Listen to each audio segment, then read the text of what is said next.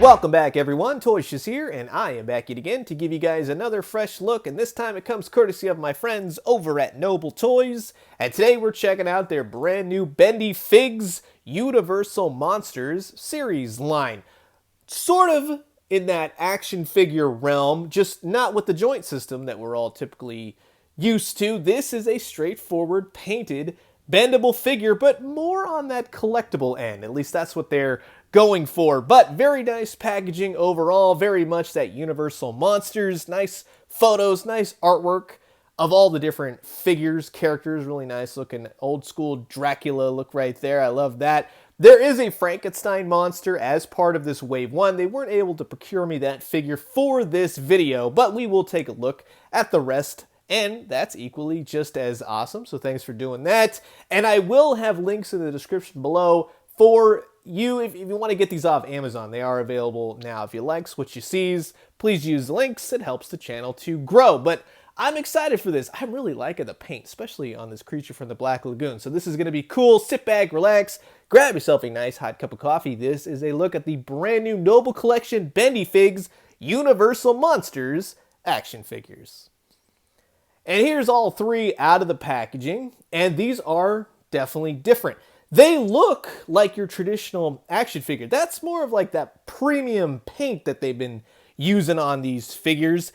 And while some fare a little bit better than others, especially when you start looking into it, which we'll get to in just a second, they are a rather nice, large monster figure, more in that 7-inch realm, and they each come with a nice stand. So we'll look at the Bride of Frankenstein first, and she is the one that I think doesn't fare the best, just in terms of my taste. We'll say I do really like the stands for these. Really nice thick stand, has the name of the character, has Universal Monsters, looks like an old film reel, and it's very cool to see on the backside. Noble Toys, Universal, Bendyfigs, got all the stamps, everything else.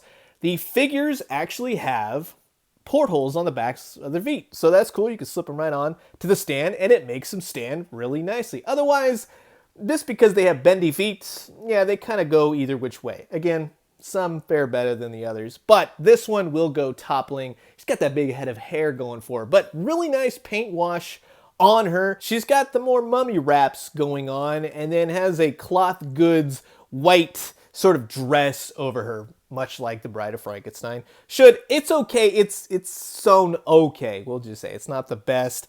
The facial expression on her, I think, is where it fares the least. It's just okay. It's not really for me, but as you can see, yeah, she's got all her mummy wraps all over her, and she looks good. Like I said, I think the paint really looks great on these figures. I think it comes out looking a-okay, but her facial expression just in general, yeah, it's okay. The big problem with this is what I thought was going to be, once you start bending all these, no matter how much paint you put on, it's going to start stretching it and cracking the paint. So that's kind of a bummer. The bendy aspect of these is what you would think. It's very basic. It's very old school bendy. You're not going to get a huge range of motion out of them. It's okay, but I could see typical traditional action figure enthusiasts being like, yeah, this is not maybe my thing. So for those of you like Universal Monsters and such, yeah, totally cool. Put them on your shelf for display, but that's really where it's going to go. Let's take a look at, let's say, Dracula, right? Dracula, I think, looks a little bit better, both in the sculpt and with the facial expression. You expect mouth open, teeth out, fangs out. He doesn't have any fangs, which is kind of weird. I would have thought Dracula would have some fangs on him.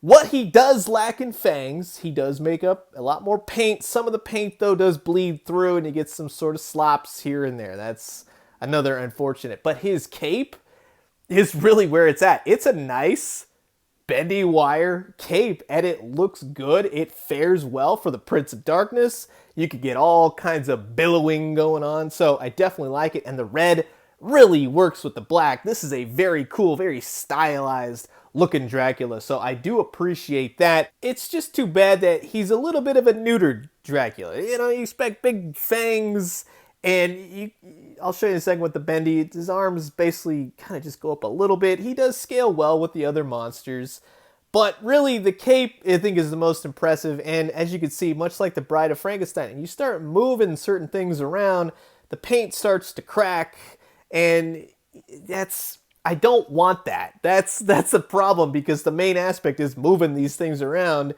and the last thing you want is to have a brand new figure and having the paint crack all over the place. So that's the problem. Also in the legs, he's not really bendy at all. I'd say at the most part, the arms are the most bendy thing about him. The cape, again, I'm going to talk about the cape all day. It's a really nice cape, nice wire inside, gets you get all kinds of poses out of him. So in that sense, it's cool, but it's not the best attempt. It's really not my favorite. Good aspects, sort of okay aspects, but overall, it's just okay, unfortunately. Now we're going to get into the creature from the Black Lagoon, which I think, out of these three, really hit the home run.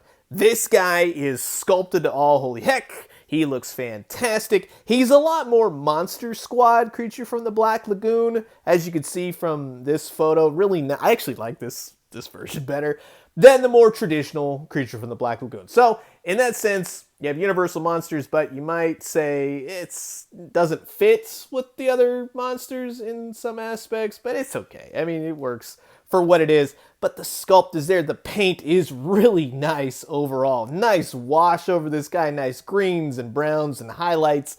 He looks great. Yeah, you're going to see the little bendy wire holes all over this guy, but it really meshes well with him. It's something you really doesn't really stand out all too much. So out of the three, I would say if you're going to go for any of these, definitely Creature from the Black Lagoon. He just looks the best out of all of them, both stylistically and bendy-ish. Now, you can move his mouth up and down, kind of like a flap. It's not bendy. Unfortunately, that would have been kind of cool.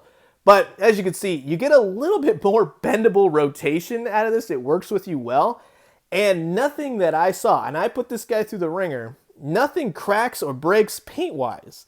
So that's kind of cool that actually works out, and that's not something where I have to go, oh, I'm going to ruin this guy. He's going to look gross in a couple months, you know what I mean, with all the paint flecking off. I just feel like you get the most bang for your buck here, the most articulation. He's just a lot more flexible, a lot more bendy wire-ish than the other two monsters. And if you were wondering in terms of how they scale with other action figures, they are in that 7.5 inch scale, just depending on the figure.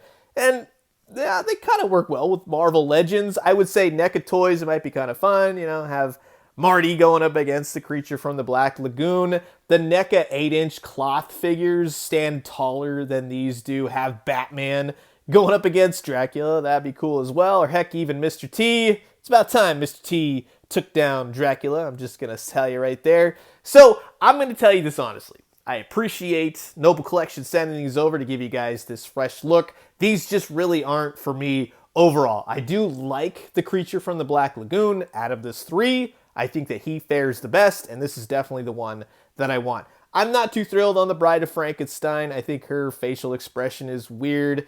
Overall, it's just, yeah, it's okay, and it's the paint crackage. That's another thing that bugs me. Dracula is second. He's okay, but I think he leaves a lot to be desired, and when I'm talking more about the cape than the actual figure, yeah, but in either case, these are bendy wire figures. These aren't meant to be action figures. They come with a gorgeous stand. They do stand well. They're beautifully painted. I'll give them this all day, but the last thing you want to see is that all that great paint start cracking off when you want to move these guys around. Great gift for a kid.